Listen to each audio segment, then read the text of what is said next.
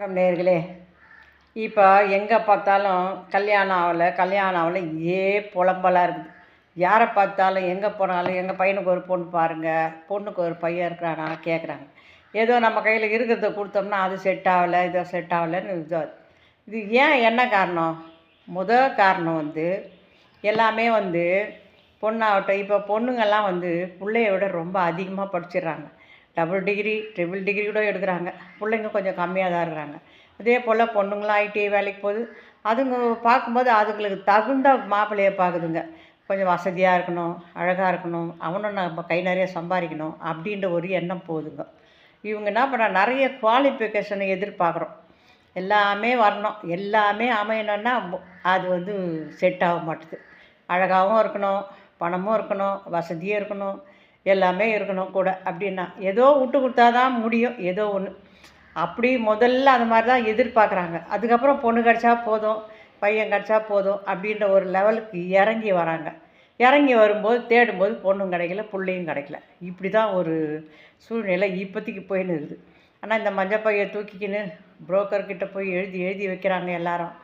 எந்த எழுதி வச்சாலும் அங்கே போனால் இதில் தோஷம் அதில் தோஷம்ன்ட்டு ஒரு 500 ஜாதகம் கொடுத்தா கூட அதில் ஒரு 10 12 கூட தேர மாட்டுது. இப்படி தான் போயின்னு இருக்குது. இதுக்கெல்லாம் எப்போ தான் என்னன்னு தெரியல. நிறைய பேருக்கு இதே மாதிரி வயசே ஆகிப்போகுது. ஆணும் இன்னும் இது ஆகலை, முடிகிற மாதிரி தெரியல யாருக்கும். எங்கெங்கோ எழுதி வைக்கிறாங்க, சங்கத்திலலாம் போய் சொல்கிறாங்க. இது ஏன் எதுக்கு இந்த மாதிரி ஆகுதுன்னே புரியல. அதெல்லாம் நேரம் வந்தால் நடக்கும் அப்படின்றாங்க. எப்போ நேரம் வருது? வயசாகினே இருக்குது, நேரம் வர்றதுக்கு இல்லை. ஆனால் இதுலேயும் ஒன்று, ஆண் மகன் ரொம்ப சுதந்திரமாக இருக்கிறான். கல்யாணம் ஆகிற வரைக்கும் அவனை கேட்க போகிற ஆள் இல்லை. அவன் 12 மணிக்கு வந்தாலும் சரி, சினிமாவுக்கு போனாலும் சரி, எங்கே போய் சுற்றினாலும் கேட்க. ஆனால் கல்யாணம்னு ஒன்று ஆயிடுச்சுன்னு வச்சுங்க, அப்போ தான் அவன் காலுக்கு விலங்கு போட்டுக்கிறான். காலுக்கு ஏன் விலங்குன்னா, பொண்டாட்டி வந்தவுடனே அவளுக்கு தேவையானதெல்லாம் செய்யணும், அவள் உறவுக்கெல்லாம் என்ன போகணும், எங்கே போகணுமோ வரணுமோ அதெல்லாம் செய்யணும். செலவுகள் அதிகமாகுது. அதுக்கப்புறம் ஒரு குழந்த செலவு அதிகமாக அவன் அதில் மாட்டிக்கிறான். இதை தான் சொன்னான். அவனுக்கு ஒரு கால் கட்டு போடணும், போட்டால் தான் அப்போ தான் அவன் அடங்குவான், இல்லை ஊரை சுற்றிக்கின்னு வரான், அதனால் கால் கட்டு போட்டே ஆகணுன்றாங்க. அதுக்கப்புறம் ஒரு குழந்த பிறகுது. அவன் குழந்த பிறந்த பிறகு அவன் வாய்க்கே பூட்டு போட்டுக்கிறான்.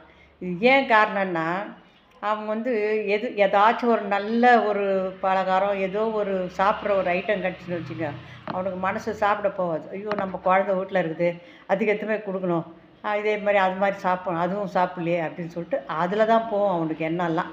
நம்ம குழந்தைக்கு வேணும், அது மாதிரி சூழ்நிலை கைதியாக மாற்றிக்கிறான். சுதந்திரமாக அதனால் கல்யாணமே பண்ணாத இருக்க முடியுமா? பண்ணித்தான் ஆகணும். கல்யாணம்னு ஒன்று பண்ணால் தான் அவனுடைய வாழ்க்கை முழுமை அடையும். அப்போ தான் அவன் இல்லற சம்சார சாகத்தில் ஈடுபடும்போது தான் 1008 கஷ்டங்களோ துன்பங்களோ இருந்தாலும் அவனுக்கும் ஒரு லைஃபு, அவனுக்கும் ஒரு குடும்பம், ஒரு குழந்தைங்க, அவன் வளர்க்கறதுக்கு, அவன் ஒரு இதில் போகிறதுக்கு, ஒரு லைஃப்ன்ற ஒரு இதில் வாழ்க்கைன்ற ஒரு பயணத்தில் பயணிக்கிறதுக்கு அவனுக்கு இந்த உறவுகள்லாம் இருந்தால் தான் அந்த வாழ்க்கை சுவாரஸ்யமாக இருக்கும். இதில் இன்பமும் வரும், துன்பமும் வரும், எப்படி எப்படியும் இருக்கும். இருந்தாலும் அவன் அதில் பயணித்து தான் ஆகணும். அதே போல் ஒரு பெண்ணுக்கும் ஒரு தகுந்த துணை வேணும். அந்த துணையில் எத்தனை நாளைக்கு அப்பா அம்மா கிட்டே இருக்க முடியும்? அதனால் அந்த துணையை அவன் தேடித்தான் ஆகணும். இந்த மாதிரி தேடுற காலத்தில் தான் இது மாதிரி இவ்வளோ நாள் ஆகுது. இப்போல்லாம் வயசு இது பண்ணுறதுக்கே, கல்யாணம் ஆகிறதுக்கே ரொம்ப லேட் ஆகுது. அதை என்ன பண்ணுறதுன்னு விட்டு கொடுத்து முடிச்சுக்கிறது நல்லது. காலத்தில் ரொம்ப நாள் தள்ளி போடாமல் எது வருதோ, ஏதோ ஓரளவுக்கு புள்ள வீட்டுக்காரும் சரி, பொண்ணு வீட்டுக்காரும் சரி, எனக்கு இதே மாப்பிள்ளை தான் வேணும், ஐடிஐ மாப்பிள்ளை தான் வேணும் அப்படிலாம் பார்க்காத. நம்ம வயசு போகுதுன்னு சொல்லிட்டு ஏதோ ஒரு நல்ல குடும்பம் நல்லது இருந்தால் விட்டு கொடுத்து முடிச்சிக்கினா எல்லாருடைய வாழ்க்கையும் சிறப்பாக இருக்கும். நன்றி.